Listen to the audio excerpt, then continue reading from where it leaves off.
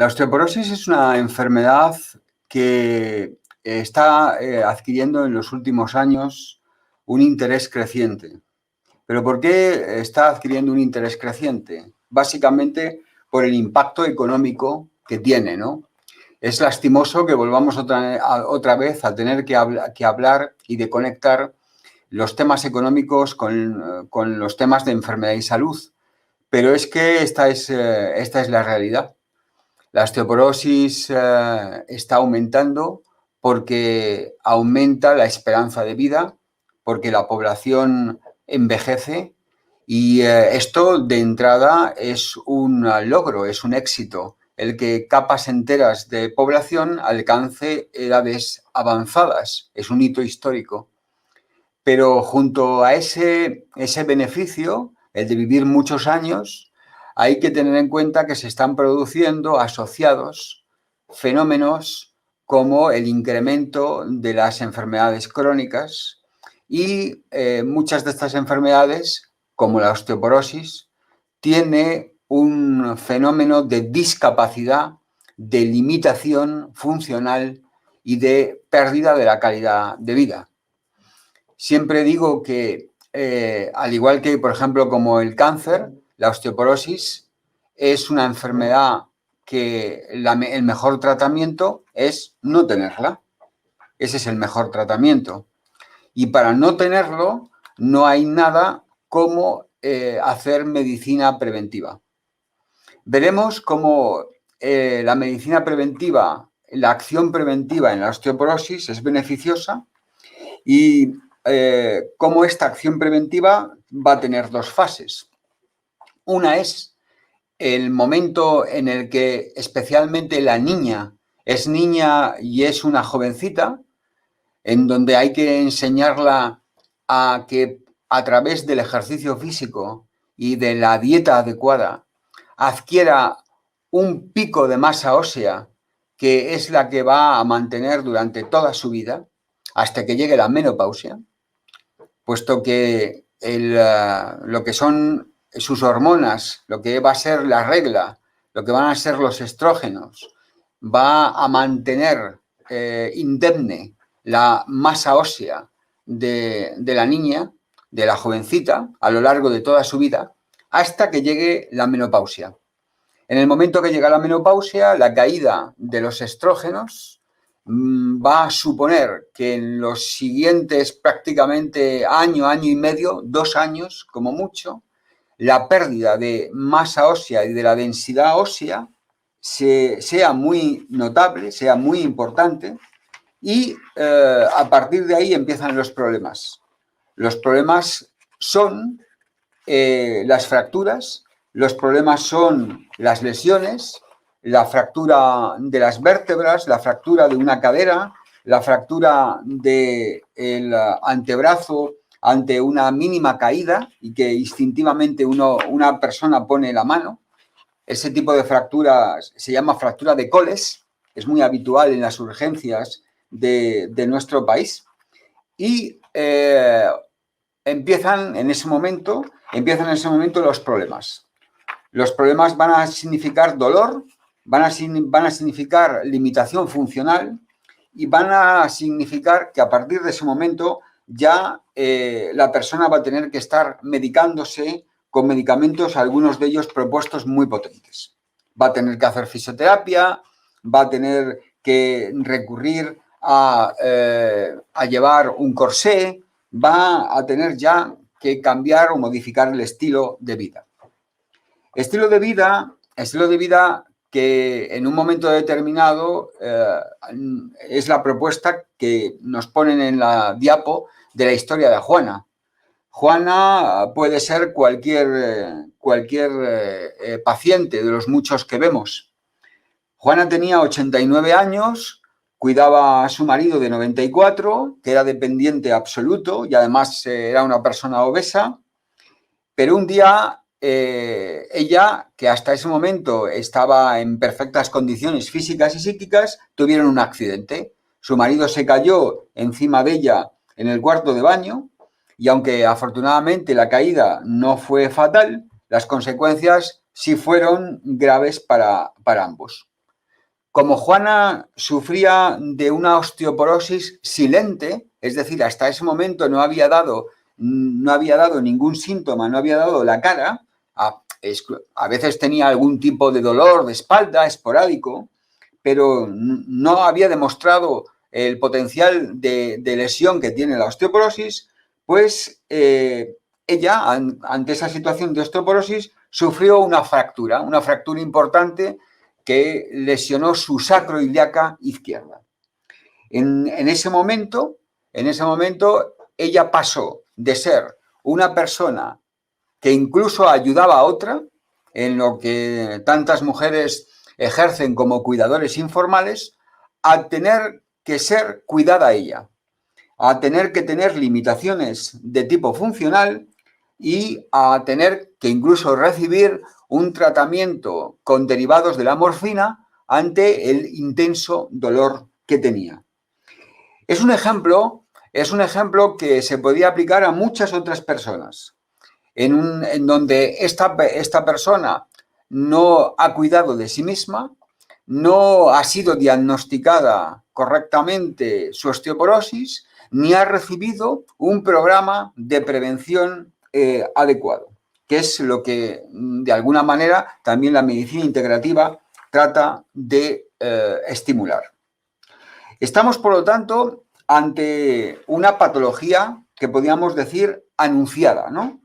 Y digo, ¿y por qué anunciada?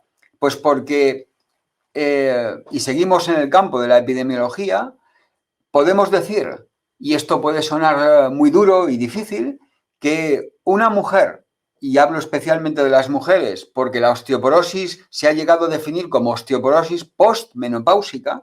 Los hombres pueden tener osteoporosis, pero sus circunstancias son muy distintas y muy limitadas. En el caso de la osteoporosis más importante, osteoporosis después de la menopausia, estas personas no atienden, no les pasa por la cabeza la necesidad de un diagnóstico precoz y un tratamiento preventivo. No un tratamiento que se inicie después de haber sufrido un fenómeno de complicación como es una caída con fractura, un aplastamiento vertebral o una fractura de la cadera. Por lo tanto, la primera idea que quizá haya que resultar de esta breve conferencia, de esta breve charla, para todos aquellos que nos escuchan, es que hay que tener en cuenta la osteoporosis, hay que pedir a nuestros médicos que lo atiendan y hay que empezar un tratamiento de carácter preventivo, que como veremos siempre se basa, por una parte, en el ejercicio físico adecuado. No estoy hablando de un ejercicio físico enloquecido ni intenso, sino constante y bajo los criterios de un profesional, para que luego nosotros en casa podamos seguir haciéndolo de manera independiente. Y en segundo lugar, con una manera de comer correcta, con una dieta de carácter antiinflamatoria, que en este caso debe ser especialmente enriquecida con algunos tipos de minerales, debe ser enriquecida con algunos tipos de vitaminas, como veremos, y debe ser enriquecida estimulando y regulando el sistema inmunitario. Aquí está la patología anunciada, porque si no hacemos esto, se va a producir la fractura, que algunas veces se ha definido como fractura espontánea, por aquello que no se sabe si fue la caída y la caída llevó a la fractura, o fue sencillamente que se fracturó y se cayó. Y este es un debate a veces, ¿no?, que refleja un poco la realidad oculta de esta enfermedad. El sistema esquelético es un sistema que soporta una enorme presión a lo largo de la vida y hay que tener en cuenta que el hueso no es para nada un tejido lento o inerte, sino que más bien tiene una elevada actividad metabólica. Esa elevada actividad metabólica se basa en un equilibrio entre, por una parte, la formación de hueso y, por otra parte, la destrucción de hueso. la construcción ósea y la destrucción ósea son como dos brazos que trabajan juntos y que constantemente lo harán a lo largo de la vida del ser humano. ¿Qué ocurre en una primera parte? ¿Qué ocurre en la infancia, en la primera juventud y incluso hasta en la mujer la época de los 18, los 19 años? Pues que el brazo que construye hueso predomina sobre el que destruye. Hay ganancia ósea, ganancia de calidad, de calidad. Y eso significa incremento de la densidad y incremento de la calidad y por lo tanto resistencia. Los huesos que llevan una densidad y una calidad adecuada conllevan una resistencia adecuada, una densidad mineral ósea medida en los estudios que se hacen normalmente bajo el acrónimo de DMO. Esto se puede ver, lo habrán visto en los estudios de densitometría, DMO, que es una medida de carácter estadístico y estándar, que determina la densidad ósea. La densitometría es una prueba que es un dato estadístico. El dato estadístico, por lo tanto, se refiere a un tiempo y a un modelo de edad y de personas. Estamos hablando de un índice que llamamos índice T, que no es otra cosa que el número de desviaciones estándar por encima o por debajo de la densidad mineral ósea estándar, que se toma en un adulto joven. En concreto, se suele tomar los 25 años de edad como referencia.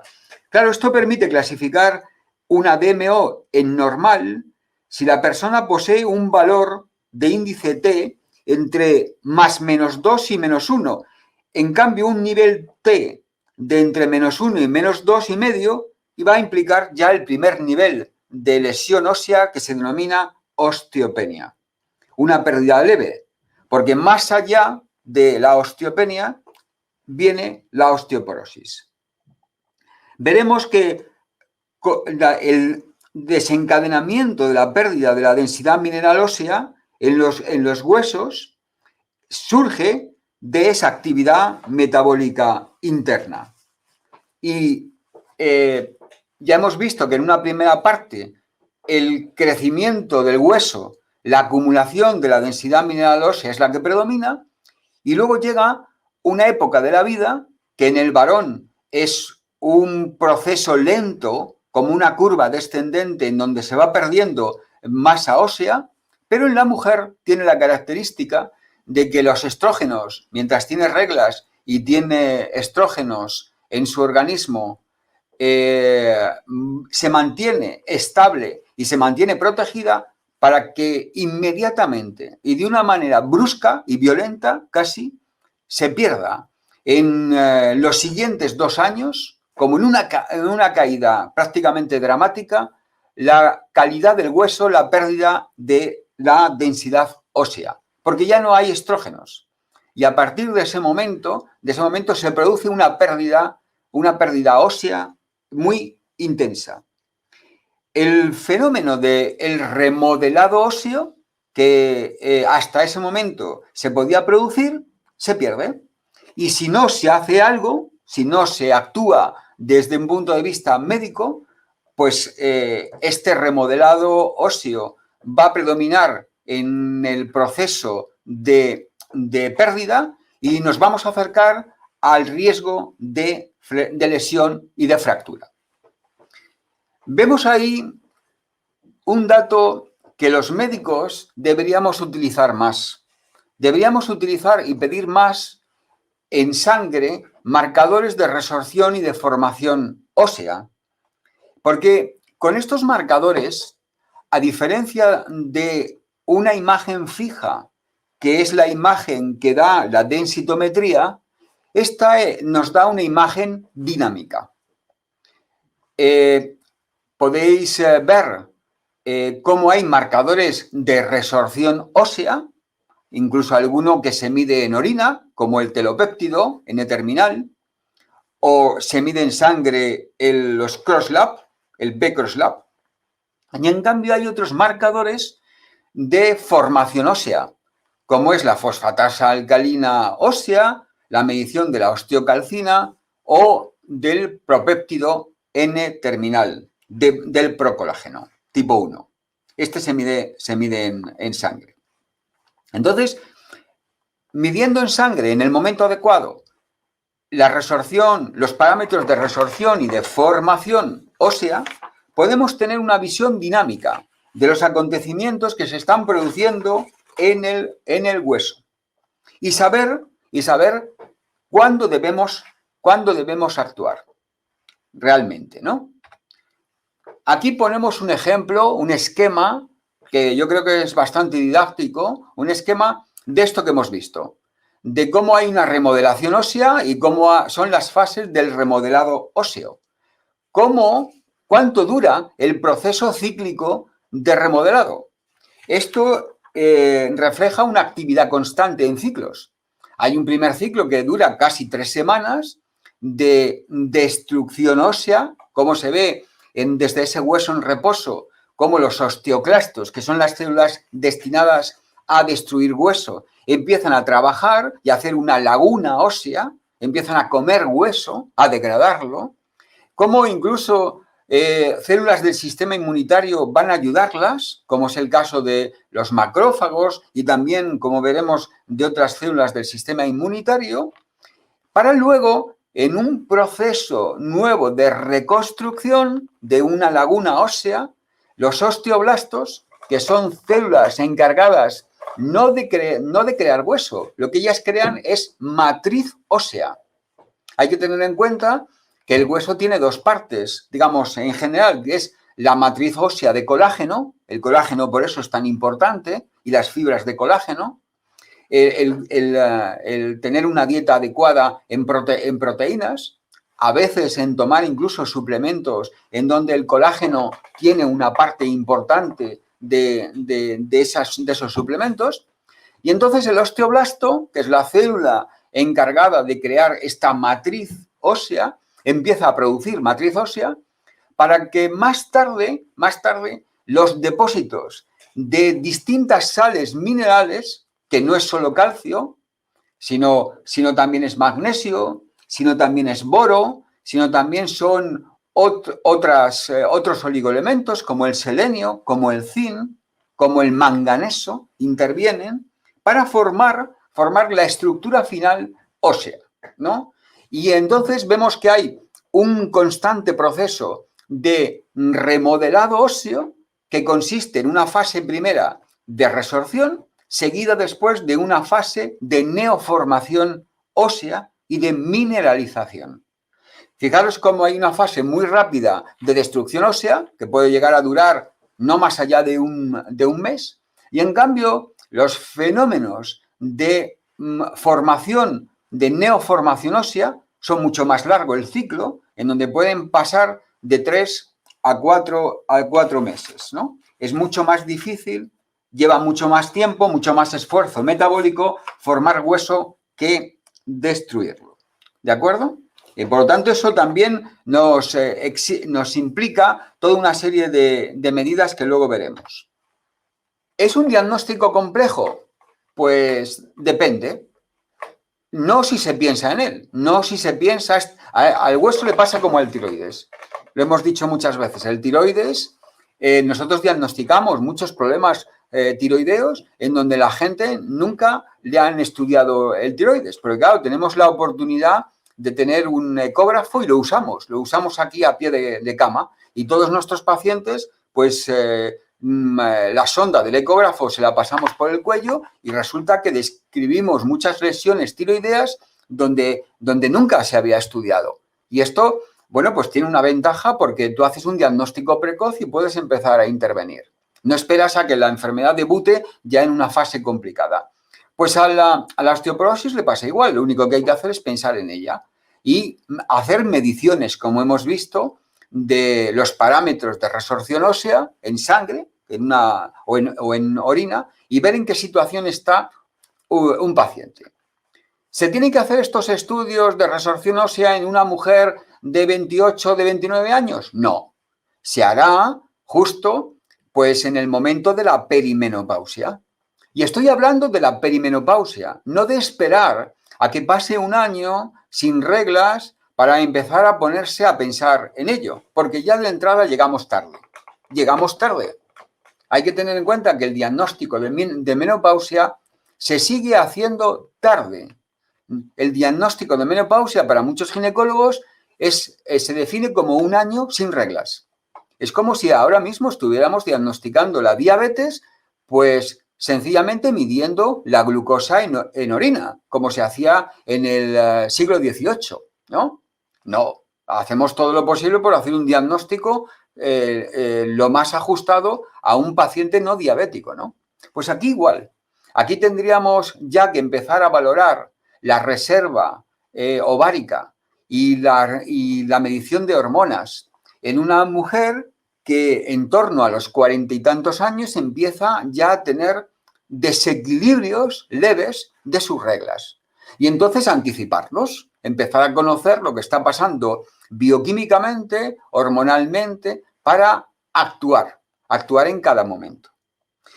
Fijaros que en mujeres a partir de 50 años, la osteoporosis representa la segunda causa de morbilidad musculoesquelética y que hasta el 30% de las mujeres en esa edad ya van a padecer la enfermedad en algún grado. Fijaros la diferencia entre hombres y mujeres, ¿no? Ya he comentado que es posible encontrar osteoporosis en hombres, especialmente en aquellos que están siendo tratados con los bloqueadores hormonales en el caso del cáncer de próstata o en pacientes que por distintas patologías, otro tipo de patologías, pueden desembocar en una pérdida de masa ósea. Pero estamos hablando de una enfermedad que fundamentalmente afecta a las mujeres. Y vemos que la necesidad de evitar el sobrepeso, de practicar un deporte o de ejercicio físico adecuado, el llevar una dieta correcta, como hemos dicho, y una suplementación nutricional, van a ser necesarias. Y que para llegar a un diagnóstico clínico anticipado, podemos utilizar distintos tipos de instrumentos. No solamente la densitometría ósea, que empieza antes, era el único sistema por el que podíamos saber cómo estaba la masa ósea o la calidad del hueso, sino que ahora tenemos otros tipos de marcadores de resorción ósea en sangre, en orina, e incluso podemos hacer estudios genéticos con una muestra de saliva, como lo hacemos en CMI, en la Clínica de Medicina Integrativa, en donde observamos cómo una paciente a lo mejor no es capaz de metabolizar adecuadamente la vitamina D, ¿no? O no es capaz de recrear la masa ósea por distintas alteraciones en algún marcador genético. Claro, esto es una ventaja competitiva porque cuando detectamos a ese tipo de mujeres con este problema de carácter genético en un polimorfismo, pues tenemos una información añadida y por lo tanto tenemos la posibilidad de aplicarle distintas acciones, distintos tratamientos que eviten el desarrollo de una osteoporosis importante. La osteoporosis se ceba con las mujeres mayores, dice la diapositiva. Bueno, sí, es verdad. ¿No? ¿Por qué? Pues por todo lo que hemos visto, por la propia historia de Juana que hemos explicado, ¿no? Porque es cierto que las mujeres en general gestionan mal el metabolismo del calcio, lo van a absorber incluso peor que los varones, porque suelen ser personas en donde esto está afortunadamente cambiando, hacen menos ejercicio físico, en donde además el factor predominante es la menopausia. La menopausia es el gran elemento que permite diferenciar lo que pasa en un hombre, en un varón y en una mujer. Tanto es así que a la osteoporosis le ponemos un apellido cuando hablamos de osteoporosis postmenopáusica. Y también hablamos de los tratamientos, de distintos tratamientos que pueden inducir osteoporosis. No solamente el uso de corticoides, que en tantas enfermedades se aplica y que a veces se aplica, desde mi opinión, con cierta ligereza, ¿no? Se dan dosis de corticoides de una manera exagerada, ¿no? Porque, claro, el corticoide es un producto fácil de usar, con unos resultados generalmente positivos, con una eficacia importante en donde controlas los síntomas y eso, bueno, pues le gusta al paciente y al médico también le gusta porque todo el mundo queda bien. Pero la pregunta es, ¿cuántas veces le doy a mi paciente corticoides? Por ejemplo, para el tratamiento del asma o para el tratamiento de una artritis o para otros tipos de tratamientos. ¿Qué efecto los corticoides van a hacer sobre sus huesos, ¿no? En un plano medio de tiempo o en un plano avanzado. Estas preguntas hay que hacérselas cuando uno hace determinados tratamientos. Pero también no hay que olvidar que en el hipotiroidismo o en otras enfermedades, ¿no? También puede ocurrir que el metabolismo del hueso se acelere. Y eso también hay que tenerlo en cuenta. ¿De acuerdo? Es importante, por lo tanto, tener en cuenta todos esos factores. Se han producido muchos estudios en los que se han sacado conclusiones respecto al tema de la osteoporosis. Son estudios que surgen, como hemos dicho al principio, de la preocupación económica y del impacto económico que tiene en Europa. ¿Por qué? Porque Europa es un espacio geográfico donde el envejecimiento de la población nos está marcando. Somos una de las zonas geográficas del mundo donde el envejecimiento es más acentuado, teniendo en cuenta Japón, ¿no? España, por ejemplo, es un país en donde, por fortuna, las mujeres tienen una edad avanzada muy importante, una esperanza de vida, pero también los varones. Pero también ocurre en Francia, ocurre en Italia, en Grecia, y también está ocurriendo en los países centroeuropeos y nórdicos. No es solamente una cuestión de Portugal, de España o de Grecia o de los países mediterráneos. Por lo tanto, en la Unión Europea se financian estudios de este tipo. ¿Y los resultados cuáles son? Pues los resultados, entre otras cosas, de este estudio conocido, el estudio EVOS, es que 1 de cada 8 ciudadanos va a sufrir a lo largo de su vida no osteoporosis, sino una fractura vertebral. Y que 1 de cada 3 mujeres o 1 de cada 8 hombres va a ser víctima de una rotura de la cadera, con lo que eso supone. Supone intervención quirúrgica, supone una prótesis de cadera, que es costosa, supone un tiempo de rehabilitación, supone la necesidad de buscar a alguien que les ayude, porque a lo mejor no tienen la posibilidad de que nadie les ayude y no se les puede dejar simplemente en casa. Y esto supone todo un conjunto de factores sociales, sociosanitarios, en donde la osteoporosis está implicada. En este caso también le pasa como las enfermedades neurodegenerativas, ¿no? La enfermedad de Alzheimer o el Parkinson. Ser mujer y tener una edad avanzada son 2 factores claves en el riesgo que esta patología implica. Fijaros que muchas veces los odontólogos son los primeros en identificar la pérdida de masa ósea, porque al tratar de hacer algún implante óseo, se dan cuenta en la radiografía de que los maxilares de su paciente no tienen la suficiente masa ósea para aceptar el implante. Ellos son de los primeros que se dan cuenta. Es en los maxilares, el hueso, donde en primer lugar vemos ya la pérdida de masa ósea de forma evidente, con este tipo de radiografía. Vemos, por lo tanto, otro recurso que a veces no se practica, ¿no?, para poder estudiar cómo está la situación de la osteoporosis en una persona dada. Los tipos de osteoporosis pueden ser muchos La medicina ha clasificado, ultraclasificado los tipos de osteoporosis, como veis ahí en algunas de ellas. Vuelvo a insistir que de todos ellos, la más importante es la postmenopáusica, es la fase postmenopáusica. Hay algunas que llamadas idiopáticas, es decir, que no se sabe por qué se forman, que afecta incluso a niños o adolescentes. Están las secundarias producidas por fármacos, que ya hemos visto algunos ejemplos, por ejemplo, con los corticoides o con algunos fármacos que se utilizan para el tratamiento del tiroides. Bueno, pues todos estos hay que tenerlos en cuenta. Y luego hay más raros, procesos autoinmunes.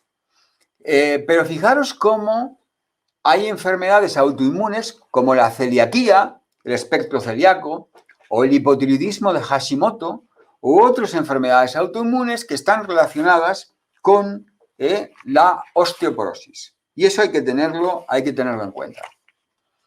¿Cuándo la osteoporosis es cosa de hombres? Básicamente en el hipogonadismo, en el tratamiento del cáncer de próstata, en los procesos de bloqueo de las aromatasas.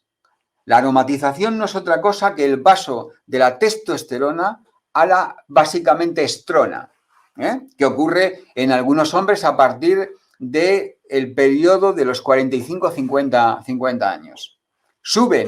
Caen los niveles de hormonas masculinas y suben los niveles de hormonas femeninas que todos tenemos, ¿no? Pero en este caso por los procesos de aromatización, que se llaman así.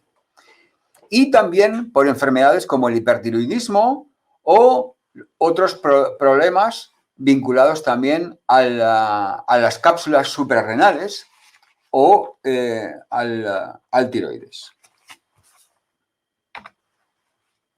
Y, cómo no, el intestino. Ya sabemos, nos conocen todos aquellos que nos escuchan, que se puede decir que no hay salud completa si no hay salud intestinal. Y que la conexión entre el intestino y el hígado son muy importantes siempre y más en la osteoporosis. Porque a partir de una determinada edad, la permeabilidad intestinal, la disminución de la absorción de calcio, las alteraciones en la concentración de la vitamina D son mayores. Y claro, si no hay vitamina D, pues no se absorbe adecuadamente el calcio y no se incorpora a los huesos. Por lo tanto, todo lo que tiene que ver con facilitar la absorción intestinal de minerales, no solamente del calcio, insisto, sino de otros muchos, en un equilibrio adecuado, es clave para la salud ósea.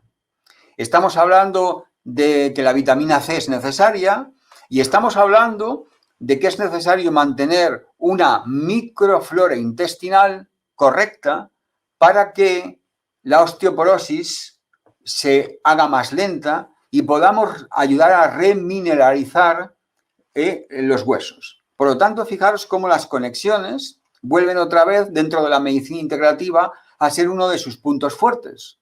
No basta únicamente con fijarse en el hueso, sino hay que preguntarse qué conexiones tiene el hueso con otros órganos, como estamos viendo, ¿no? Con el intestino, con tiroides y con otros muchos órganos, ¿no? Las conexiones que hay. La medicina, de una manera ortodoxa, va, en cierto modo, a llegar tarde al abordaje de la osteoporosis, va a empezar a dar distintos tratamientos y muchos de ellos tienen efectos secundarios importantes. Esos efectos secundarios hay que también hablarlos con los pacientes para que estos sepan por qué las tiacidas o los bifosfonatos o incluso como algunas veces se propone la terapia hormonal con estrógenos asociados a progestágenos, pues pueden o no ayudarle. Hay que recordar el famoso estudio denominado VHI, en donde se demostró un aumento progresivo del carcinoma de mama invasivo debido al uso de algunos de estos tratamientos. Frente a esa realidad, en cambio, las soluciones de la medicina integrativa, que como sabéis son un nuevo enfoque de salud que parte de esa visión holística que entiende el organismo como un todo, tanto en prevenir como en tratar la enfermedad, evitan en todo lo posible que la situación empeore. Y es que, como hemos visto, el diagnóstico a tiempo y actuar desde el primer momento y con medidas ambiciosas de calado que restituyan la masa ósea y solucionen el problema desde su origen. Y solo así se puede evitar que la situación se agrave inexorablemente debido a la fractura o a un deterioro óseo que cuando aparece cuesta ya demasiado revertir. La actividad física en cada momento y en cada persona es esencial. Somos seres destinados a movernos. El sedentarismo es fruto de muchos males, no solamente la osteoporosis. Hoy en día uno de los grandes errores de la medicina convencional sigue siendo la falta de interés por contar dentro de sus terapias con programas de ejercicio físico y de nutrición correctamente adaptados. Lamentablemente, seguimos enquistados exclusivamente en el uso de fármacos y, bueno, pues poco más. A pesar de ello, es indiscutible que una buena mineralización del tejido óseo pasa por un adecuado nivel de ejercicio físico y por una dieta también que sea correcta. Eso es muy importante tenerlo en cuenta. El ejercicio físico debe ser aeróbico y anaeróbico. Debe ser de fuerza también. Y además debe estar orientado por un profesional. Hay que tener en cuenta algunas ideas que están aquí expuestas. Que la actividad de impacto incrementa la masa ósea. Que los ejercicios de equilibrio se realizan para disminuir el riesgo de caídas. Y que algunos ejercicios muy sencillos, este mismo que aquí aparece, el llamado sentarse y ponerse de pie en una silla, mejoran fuerza y funcionalidad del cuádriceps, por ejemplo. Que los ejercicios de musculación son importantes porque los músculos sustentan a los huesos. Hoy en día se atiende a que el músculo tiene tanta importancia como el fijarse en el músculo tiene tanta importancia como hacer una densitometría. ¿De acuerdo? Los ejercicios, la mejora de la musculatura, la mejora del equilibrio, va a evitar el riesgo de caídas, va a evitar los aplastamientos, va a reducir el dolor, va a incrementar la calidad de vida. Y aquí hay una lista de alimentos antiinflamatorios y antioxidantes que reflejan una realidad que hay que decir. Es que la leche de vaca, solamente es buena para el ternero. El ser humano, la única leche que debería tomar es la de su madre. Está claro que cuando somos adultos no disponemos de leche materna. No estamos destinados a ello. Entiendo que a lo largo de la historia de la humanidad, la ganadería ha sido un instrumento de economía y posiblemente ha salvado muchas vidas, la posibilidad de beber leche y de crear quesos y de otros productos para soportar periodos de tiempo en donde no era tan fácil obtener alimentos.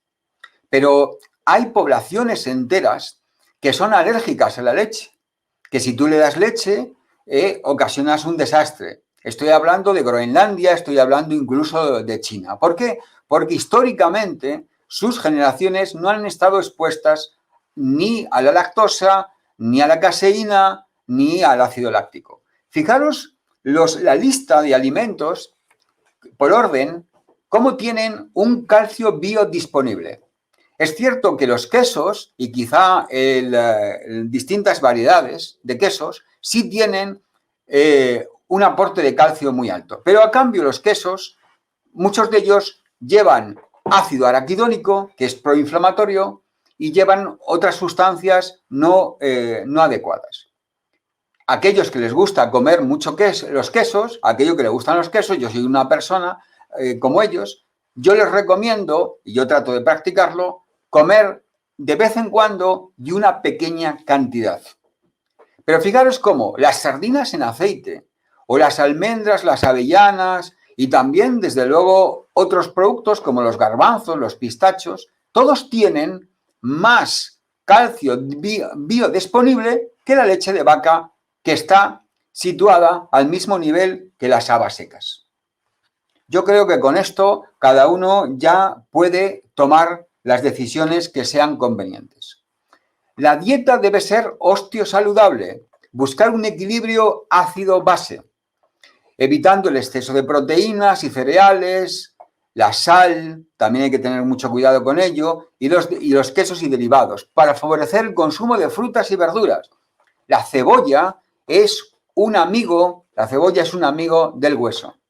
El consumo de pescado azul pequeño por los omega 3, hay que evitar el consumo de pescado azul grande, ya sabéis por qué, más que nada por el acúmulo que tienen estos animales de metales pesados por la contaminación medioambiental que ejercemos nosotros y que si no atajamos nos va a llevar a una destrucción total, ¿no? Todo esto que estamos haciendo o hablando no nos va a servir de nada, ¿no? Porque vamos a ser como el pez en una pecera que está llena de porquería, ¿no? Pero a ver si ya nos ponemos entre todos a solucionar esto, porque las generaciones futuras, si no, nos lo van a echar en cara. Y los suplementos nutricionales, entre los cuales es muy importante tener en cuenta la vitamina K, la vitamina C, la vitamina D y algunos oligoelementos. Dejo esta diapo para que la gente que quiera recordar no lo tenga aquí. Y por supuesto, no olvidar que el sistema inmunitario interviene también en esta regulación. Se está llegando a hablar de la osteoinmunología, que sería la relación que hay del sistema inmunitario con el sistema óseo. Hay un grupo de roles distintos de los linfocitos T en la pérdida ósea y hay distintos células linfocitarias y algunas de ellas de manera muy característica que intervienen en el metabolismo y la función de regulación ósea. La microinmunoterapia es todo un mundo que exige estudio y que evidentemente pues aquellos médicos interesados en ella tienen un recurso muy importante. Conclusiones. 9 de ellas. Dieta antiinflamatoria y antiácida, poder recomendar 800 miligramos de calcio al día en verduras de hoja verde, obtener niveles adecuados de vitamina D que deben ser como mínimo de 40 nanogramos por mililitro, realizar un balance adecuado de omega 3, omega 6, cuyo ideal sería 1-1, muy difícil de hacer en nuestra sociedad, pero que aceptaríamos 3-1. Eso significa que hay que tomar más omega 3 cada vez que uno se descuida, tiene que tomar omega 3. El consumo de proteínas de calidad, cuidado a esa cifra de 0,8 gramos por kilo de peso y día, realizar ejercicio físico regular de tipo aeróbico, anaeróbico y de equilibrio y, por supuesto, evitar el tabaquismo, el exceso de alcohol, la cafeína y el consumo de fármacos que cuando tienes determinada edad lo que pueden llevarte es a desequilibrio y a tener una caída adicional. Y suplementarse nutricionalmente para optimizar y obtener una buena salud ósea y salud en general. La historia de Juana nos tiene que hacer recordar que se podía haber evitado llegar a este estado de cosas. Simplemente hay que pensarlo y ponerse a ello. ¿Podría haberse evitado? Sí, porque si se deja, solamente es una cuestión de tiempo llegar a esto, a no tener la sensación del control y de pasar de cuidar a que a uno le tengan que cuidar. Muchas gracias por todo. Aquí tenemos un modelo de diagnóstico precoz que CMI, la Clínica de Medicina Integrativa, incorpora con todo lo que hemos visto, que esto es algo que nosotros manejamos con frecuencia y que tenemos una gran experiencia ya de muchos años, que nos permite un diagnóstico precoz y nos orienta a un tratamiento mucho más específico. Un ejemplo de cómo valoramos metales pesados o de tóxicos medioambientales, hormonas, los niveles de oligoelementos y de vitaminas, y que esto nos permite una orientación muy precisa para un tratamiento adecuado. Muchísimas gracias por todo. Hasta luego.